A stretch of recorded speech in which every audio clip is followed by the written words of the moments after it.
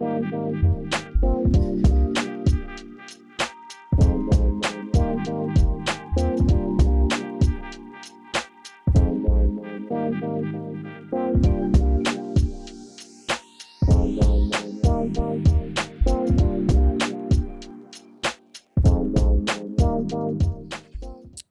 what's going on, everyone? What's going on, everyone? This is Mr. Riley coming to you live from the West Coast, the best coast, the West Side. Well, I am late to the party. I did introduce myself in the group last week. I was on vacation. Yeah, I was that guy who had the phone and just kind of shared a little bit information. So let me go a little bit deeper because I didn't take all of my stuff with me. As you can see, I'm in my studio, but I did want to introduce myself last week. So this is kind of a reintroduction. And so again, my name is James Riley, or you can call me Mr. Riley. I am an educator in the Los Angeles area, and I do a whole bunch of things, which is why I call it the Riley World podcast. And so I figured I would shoot this episode to help me get caught up for week one, even though I probably could have used that post as a way of connecting with the group. But a little bit more about me. I am an early childhood special educator. Actually, let me take that. I am an educator here in Los Angeles. For the past 10 years, I was an early childhood special educator. And basically, I was a preschool teacher for students on the autism spectrum. My students were between the ages of 3 and 5. And so we helped them in a therapeutic environment classroom, try to help them build communication skills, get over some behavioral challenges, developing some play skills, communication skills as well. And so that's what I've done for the past 10 years. And then upcoming for this coming school year, I am going to be out of the classroom, if you will, serving as a restorative justice teacher. And so basically what that is, trying to help mitigate classroom conflicts with students and maybe sometimes with students and teachers. And so I'm looking forward to that challenge, especially in the inner city where a lot of our students bring a lot of baggage, if you will, things that might happen outside of school. They bring some of those with them to the classroom, and so that might cause them to kind of act a certain way. And so my job is to try to, if there is conflicts with students, maybe an argument or maybe even a fight, just trying to help them understand ways to handle situations a little bit better. And so we'll be having community circles in the classroom. I'll be going inside some of the classrooms and just trying to help mitigate some of those happenings so that we can have a more productive educational setting for our students and also for the teachers as well. So I'm not in business for myself. However, I figured that I would use Ecamm and Capshaw to kind of help me build up my social skills. And so I'm really happy to participate in this challenge. And so what I'm going to do is use this as my week one video. This would be an episode on a podcast or in the podcast. And so what I'm going to do, because last week I was out of town traveling, my wife and I celebrating 27 years of marriage. So it's pretty dope right there. But yeah, we had a good time. And what I really wanted to do is use that as an example of community, of creating a community post, an awareness post, and a tutorial, some of the things that I saw in the Zoom session today. So I'm trying to get caught up, and then I might post another video later on this week, just to, my week 2 video. So this is my week 1. I'm trying to play catch up. So just indulge me, if you will. And so in this video, we'll talk about some of the, my favorite things as a result of visiting Curaçao. We'll talk about how to create your digital immigration pass. That will be the tutorial. And then just some of the wonderful things about Curaçao. But first of all, I know some of you probably saying, where in the heck is Curaçao? Man, if you never heard of it, it's a wonderful, wonderful island. It's actually a Dutch, or was a Dutch colony at one point. But let's go ahead and let's hop into Ecamm right here, and we're going to show you where Curaçao is. And so I should have locked that scene. Let me go ahead and lock it real quick. There you go. Okay. And let's make it active. All righty. So now here is the best way for me to show you where Curaçao is. It's actually on the top of South America near Venezuela. It's a long island. Well, actually, yeah, it's a long island, and the Williamstad is the place that we visited, Curacao. So just a wonderful, wonderful place in the Caribbean Sea. And so you get an influx of all kinds of people visiting there, living there. They speak several different languages, including Dutch, including Spanish, including English, including Papiamento, which is a combination of Brazil and Portuguese. And so, yeah, just a wonderful place. And, man, to get there, you got to fly over about 20 oceans to get there. But no, it's located right there on the top of South America near Venezuela. So just a wonderful, wonderful place. The beaches are super, super nice, super dope. But yeah, it's a wonderful place for you to visit.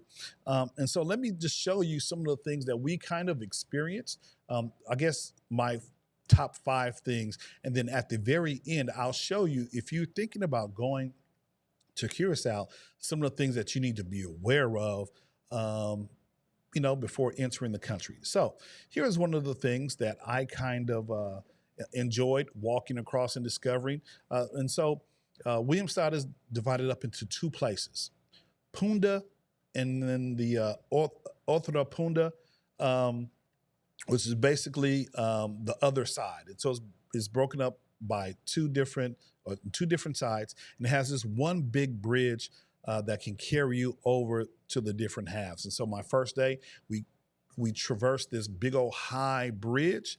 However, as we kind of went back to the main city several different times, we ultimately chose to go to the Punda side, because if you went over the bridge, the taxi would charge you $10 extra. And so if you just went off, dropped off near the taxi stand at the Punda side, then you were good to go, because you could walk this wonderful bridge right here. This is what you call the swinging bridge. And so it is active, and it's quite different from any bridge that I've experienced or I've seen before. This bridge actually swings open and closes instead of being a drawbridge, where it comes down and goes up if vessels need to cross underneath. And so basically this whole bridge just kind of swings open. And then when boats go through, it closes back. And so, one of the guys told us, if there's an orange flag, it's going to be a very short time. Sometimes people are actually stuck on this bridge during that time. So maybe 5 to 10 minutes, 15 minutes tops if there's an orange flag. If you see a blue flag flying before they open the bridge, it's going to take some time, at least an hour, 45 minutes to an hour before it comes back and closes back up. And so in that case, you need to hop on a ferry to get across the bridge. And so just a wonderful, wonderful town. It's electric. It's full of culture and history. And so we had a wonderful time just traversing this bridge. We call it the swinging bridge. And so the second thing that I like about Curacao has some wonderful beaches. As you can see in this particular photo right here, I mean, the ocean is just so blue. And this is an unfiltered photo of my wife and I there. Now, we didn't have a chance to get in this particular beach. We did take a private tour. And so our tour guide gave us the opportunity, but we wanted to go to another beach where, we had the possibility or opportunity of swimming with turtles. So we just kind of came here for a little bit. And, for this particular place, people were diving off the sides of the cliff. I mean, but you can just look at that water. It's nice and blue. Had a wonderful time visiting this particular beach right here. And then another thing that I love about Curacao was the food. The food was super, super good.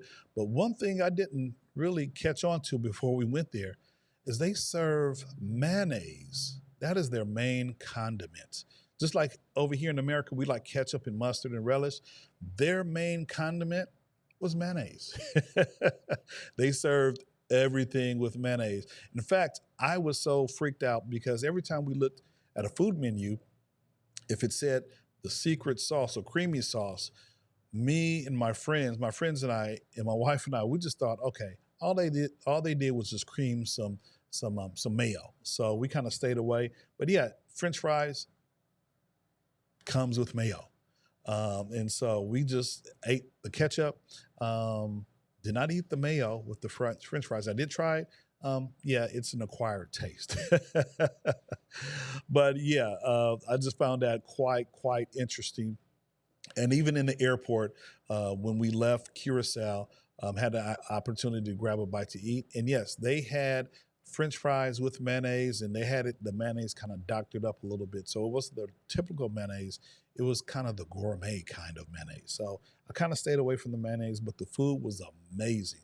It was definitely amazing. Um, and then another thing that I liked about Curacao is just the culture. And so in these particular pictures, you see just what they call the floating market.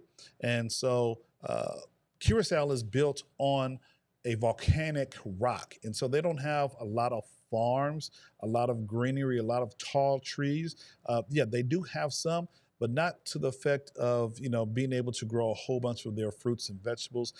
In this particular case, the floating market, vendors come from Venezuela. They bring their stuff, their goods, and they sell right there in the town area. So you see some of the fruits there. And of course, Curacao, just anywhere in the Caribbean, they're known for their rum. And so that's their aged rum right there. And then, the famous sign in the city, Curacao, anytime we go and travel, we have to look for a particular sign just to kind of, commemorate our time being in that local city. And so this was our friends and I. You probably can't see them, but yeah, just a wonderful time walking through, traversing the different shops, food areas. And, we asked the locals when we first got there, what's their favorite restaurant? And you know what? Some of these folks, they were kind of on the younger side, but a lot of them said McDonald's was their favorite local spot. Go figure. All righty. And then the last thing about traveling, we like to travel with friends. And so, as I said a few moments ago, my wife and I were celebrating our 27th wedding anniversary. And so, for the past couple of years, some friends and I, we've been traveling. We traveled to Belize a couple of years ago when we celebrated our 25th wedding anniversary. We had about 25 people that went there with us. We had an amazing time in Belize. Mahogany Bay, shout out to Mahogany Bay in Belize. But the Williams, Jonathan and Deanna, they've been our traveling buddies. Last year, we went to Costa Rica, had an amazing time there. And this year, they decided to join us again. And so I guess it's going to be, continue to be a custom that we travel together. But yeah, you want to travel with some friends who are flexible. And so we had an amazing time. And when you travel, you definitely want to have someone to, remember and, just have some fun, experience the fun times together. And so we went ATVing, or as they call it, UTVing, which is a utility vehicle. We took a tour, learned about cacti and bats and blowholes, and we saw flamingo preservation area. I mean, just super dope. Just to experience Curacao with our friends. Some of the local food as well. So just an amazing time. And if you have a chance to travel, you make sure that you want to travel, or you should travel with some friends who are flexible, who you know that you're going to have fun with, and just have an amazing time together. All righty. So what I said I was going to do was show you how you should prepare to travel when you're going, internationally. And so one of the things that I did is I really wanted to understand a little bit more about the culture. And so I visited one of their websites that kind of helped me understand about the weather, the currency, and all that kind of good stuff. And so let's go ahead and hop into that. And then at the very end, I'm going to show you how you can create your own immigration pass that will help you to enter Curacao very smoothly, especially once you get off the airplane and you go through the customs. Very smooth, a very smooth process. So here we go.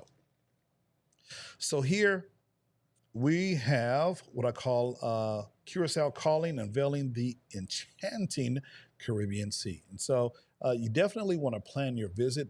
We were there from from Sunday to Saturday, so a whole week. And so we just didn't want to spend all of our time at the Marriott Curacao resort. We wanted to do some things. And so we planned our vacation accordingly. And so what I encourage you to do when you travel to an international country, make sure you understand some of the local customs, the currency, and even something as simple as the language and the electricity. When we got there to our resort, to my surprise, they didn't use the same plugs that we use here in America. And so luckily, I didn't have to go out and buy anything. The resort had the proper plugs that we could charge our phones. I had my iPad, my headphones, and things of that nature. So had I known before, I probably would have bought an adapter so that I can take and use. But luckily, the resort did have some of those things available to the folks who were staying at the hotel. It talks about, just the island of Curacao, some of the accommodations. And so this website right here is a very, very meaningful and wonderful place to gather information to help you plan your trip. And so the last thing that I'm going to show you is, and so it talks about tipping, car rental, all the kind of good things that you need to know. Talks about local cuisine. And so, we did have our fair share of hotel food. However, we did travel out into the city, ate at several of the local restaurants. And one of our favorite restaurants was actually a kitchen. It was a building, it was an outdoor kitchen where some of the locals, it had up to 9 different kitchens, 9 different vendors. And so you could walk in and just kind of, choose which one you would want to go to, almost like a food court here in America. And so we chose one, had some amazing oxtails and fried red snapper with the rice and beans. And I mean, it was just so amazing. That meal cost us about $30 US. However, if we were in America, that meal would have easily cost $70 or $80. It was so good. Maybe even close to $100. But it was food that was prepared by the locals. And so it was great. It was great. And so here, websites like these give you an opportunity kind of to understand about the local culture, especially if you're going to be there for an extended amount of time. So the last thing that I want to show you is you get to create your own immigration pass. So here we go. So then basically you just have to fill out all of this information here. And once you fill out this information, it will allow you to enter Curacao without any problems. And so we had to upload a picture of our passport, fill out this information. And once this information was completed, we printed it out. And as we traversed coming and going through Curacao, we used that digital immigration pass to help us have a smooth transition from the airport into Curacao. And then also when we return back to the United States, we use that as a part of our, immigration, making sure that they knew that we were there. And it's actually one of the requirements that I found that I discovered on one of the other websites as I was trying to build up my competence about Curacao. So there you have it. Hopefully you learned a little bit about this particular island. And, we just had a wonderful time. I can't wait to go back there and experience Curacao, whether if it's with family or friends. But definitely, you want to put this hidden gem on your bucket list. It's a wonderful place to go. And, man, if you have any questions, just go ahead and reach out to me. And, I just can't really, I just want to go back like tomorrow. I wish I was there instead of, waking up over here in America. I wish I was laid out by the poolside, by the beach, just experiencing the 85-degree weather and the wonderful sounds of Curacao. So, if you can, do me a favor, leave a comment, and even subscribe to the YouTube channel. And then that way you'll know next time I'll put out some content, okay? So other than that, we are done. Mr. Riley is going to do something else. He's going to just reminisce about the wonderful time that I had over in Curaçao. So we'll look forward to seeing you in the next video. Thank you for watching. Take care. Mr. Riley, coming to you live from the West Coast, the best coast, the West Side. Thanks. Take care.